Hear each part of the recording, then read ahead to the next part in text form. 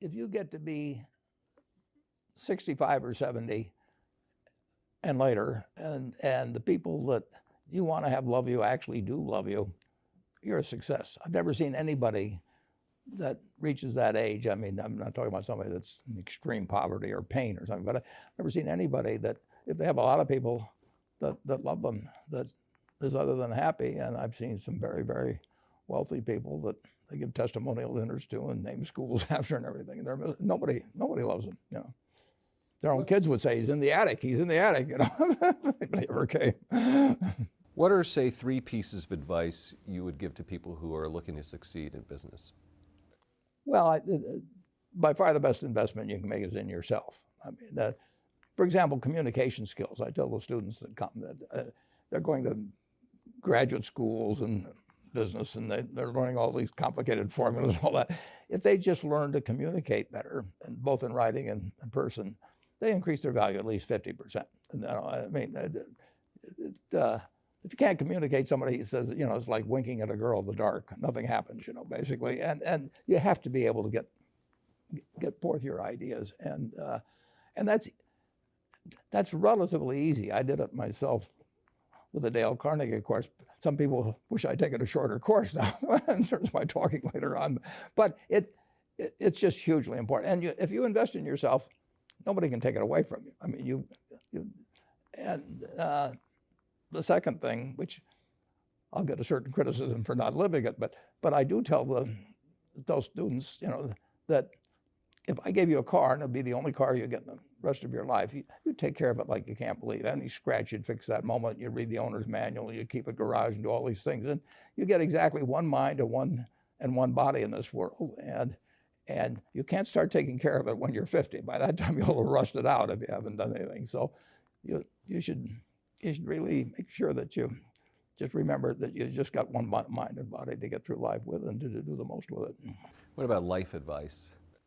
Well, life advice is, you know, the most important thing, aside from the things I've talked about already, is really who you associate with. You want to associate with people that are better than you are. I mean, basically, you'll go in the direction of the people that you associate with, and you want to have the right heroes. You want people, if you want to emulate somebody, you better pick very carefully who you want to emulate. And when obviously you can't pick your parents, they're going to have an enormous influence on you, but you don't get a choice on that. But you get choices as you go down the line, and who you admire, who you want to copy, and the most important for most people in terms of that decision is their spouse. It's also important in terms of a partner in business, but the partner in life is the most important one. You want to pick a spouse that's better than you are, and then he or she, and you hope they don't figure it out too fast. Great. Biggest mistakes people make when investing? Well, they try to, they just don't realize that all you have to do is just buy a cross-section of America and then never listen to people like me or read the papers or do anything subsequently. They think that because you can trade, you should trade. You buy a farm, you buy an apartment house, you can't resell it tomorrow, and you know the cost of moving around. Now you get something handed to you, liquidity, you know, which is instant. You can sell, and the cost of doing it are pennies, you know, compared to other kinds of investment activity. So because they can so easily move around, they do move around, and moving around is not smarter than investing. You have a pretty cool morning routine regarding what you have for breakfast and how prosperous you feel. What is that? Well, I now actually send somebody over to McDonald's usually to get me something. Since the publicity I got from earlier describing my habits at McDonald's, I now have somebody go in the office, but that was more for entertainment value. I eat exactly what I like to eat. If I liked it on my 6th birthday, at my 6th birthday party when we had hot dogs and hamburgers and Coke and ice cream with chocolate, I still like it. And I don't care about anything subsequently. I discovered it all by the time I was 6. If somebody offered me a deal when I was 20 and said, you're going to live 1 year longer, you know, instead of living to 88, you'll live to 89 or whatever it may be, if you eat nothing but broccoli and Brussels sprouts and onions and all these things. You know, I just said, I'll, you know, take the last year off. It probably won't be that good anyway. You know, I mean, so I eat what I like to eat. I'm not venturesome in that area. I like how you lumped in onions with broccoli and Brussels sprouts. Well, Never heard that before. I just don't happen to like onions, but no, I don't put them in the same category. You and George H.W. Bush, I think. Is business school worth it? Depends on the person. Much more than it depends on the school. I mean, I wouldn't worry. Some people are going to get a lot out of advanced education, and some people are going to get very little. And I don't even think it's important that every person go to college at all. I mean, we have all kinds of jobs at 70 or so thousand a year, or 80,000 a year that college training is not of use. And I actually was not keen on going to college myself. Yeah, my dad kind of jollied me into it. He could get me to do anything. But if they'd had an SAT test in those days, he would have taken the test for me. but because I knew I could have a good time, and I liked investing, and I didn't really feel I could read the books.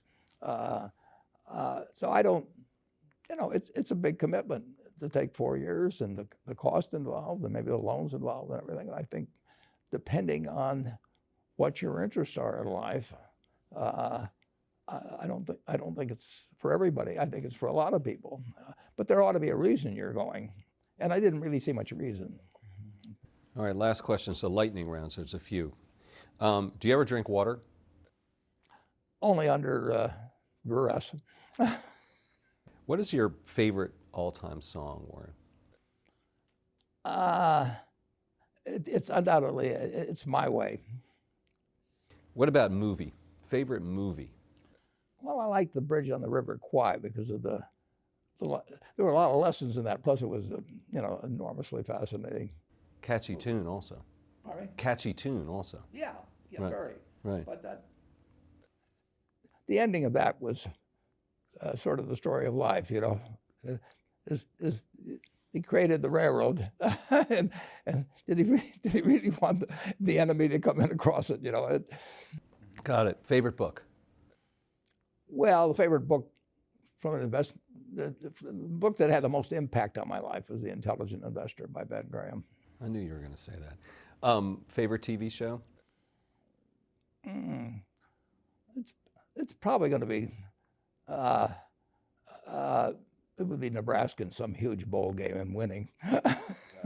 And finally, what do you carry in your wallet, and how much money do you tend to carry around? Well, I probably carry maybe $400. I actually, my wife likes to use cash, so I just take home a chunk of cash every now and then she doles it out. She looks at my billfold and sees whether all the hundreds are gone. Sticks a few in there. But it's pretty simple. And credit cards? I've got an American Express card, which I got in 1964, but I pay cash 98% of the time. If I'm in a restaurant, I always pay cash. It's just easier. Warren Buffett, thanks very much.